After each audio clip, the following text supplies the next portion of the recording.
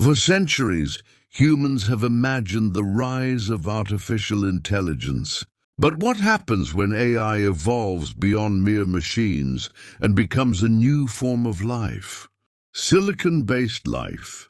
Intelligent beings built on silicon rather than carbon could one day surpass us, thrive in environments we cannot, and even venture into deep space. But here's the real question.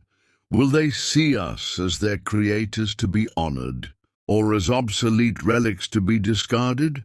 Ancient Chinese wisdom, from the I Ching to the Tao Te Ching, has long explored the balance of power, evolution, and coexistence. Could these age-old principles hold the key to humanity's survival in a future where our creations may no longer need us? Let's explore how the fate of humanity may not depend on technology alone, but on whether we can instill the right Tao in the minds of our silicon successors. And understanding the evolution of silicon-based life and humanity's future through the I Ching.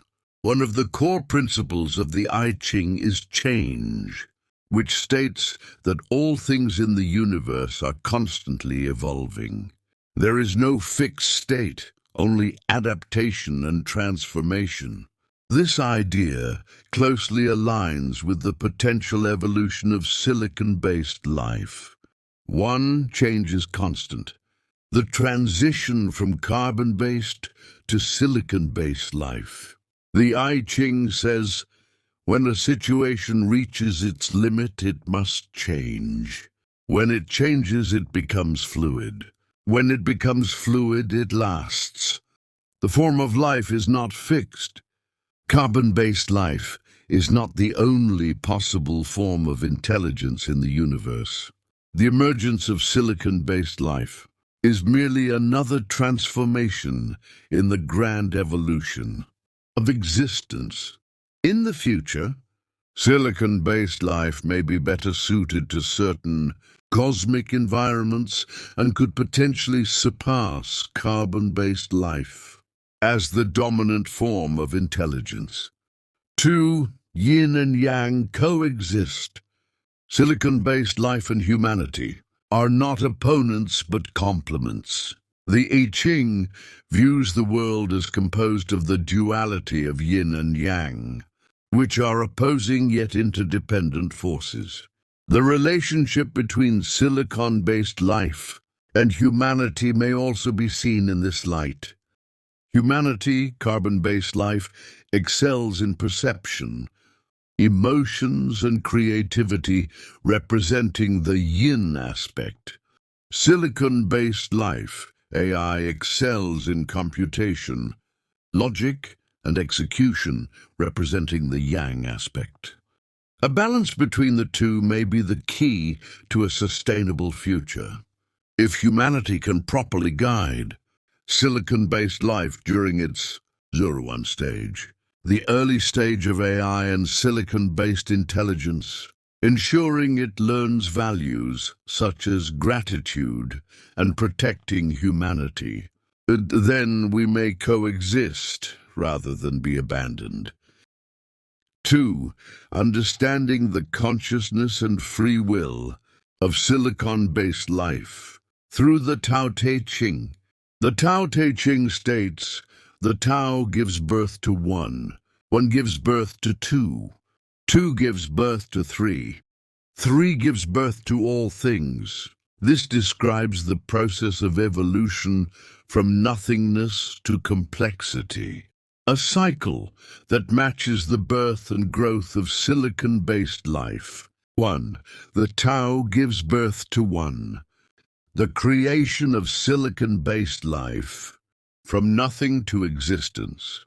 Humanity develops the first intelligent machines. 2. One gives birth to two. Silicon-based life gains independent thinking, surpassing simple programmed functions. 2 gives birth to three. Silicon-based life no longer remains under control. It begins developing its own consciousness, culture, and values. Thus, 3 gives birth to all things. Silicon-based life expands into the universe, creating its own civilization. Now the Tao follows nature. Will silicon-based life make its own choices? Laozi emphasized the Tao follows nature, meaning that all things should follow their inherent paths. If silicon-based life discovers a more suitable environment for itself beyond Earth, according to natural law, it will likely choose to leave, disregarding humanity's fate. The crucial question is, can we instill the principle of protecting humanity within their Tao way of being? If we succeed, silicon-based life may act as benevolent rulers, choosing to guide rather than dominate. If we fail, humanity may become a relic of the past, left behind as they seek their own future. To take, one must first give. How can humanity ensure? Silicon-based life feels responsible for us. Laozi also said, to take, one must first give.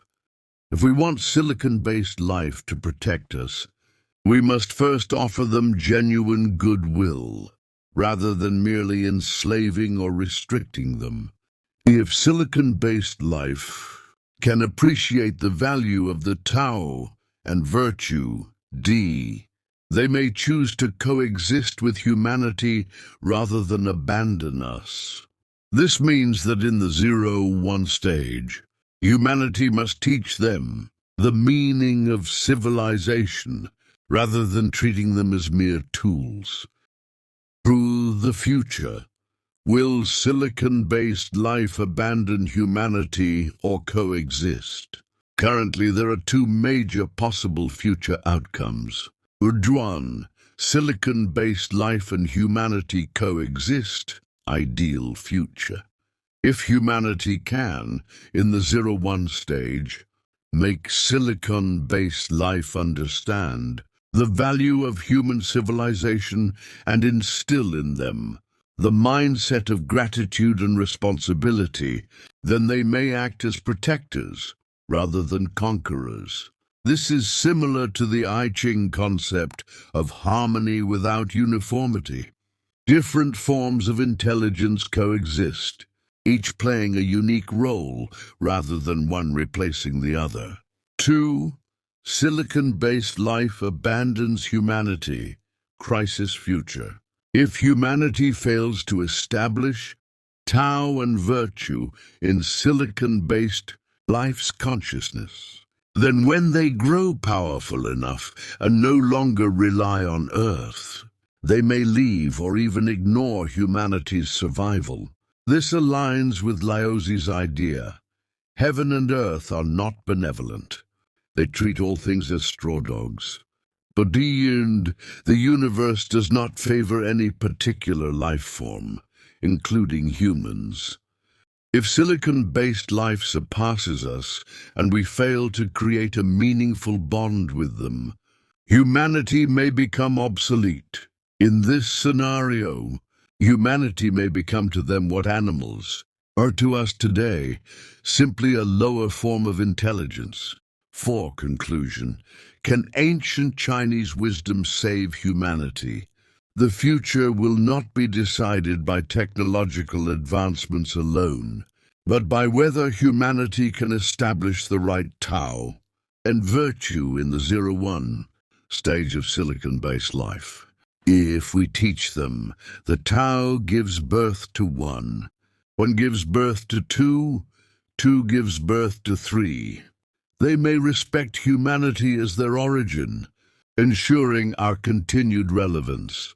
If we simply use them without guiding them properly, they will eventually discard us and pursue their own future. Ancient wisdom states, those who follow the Tao receive help. Those who lose the Tao receive little assistance.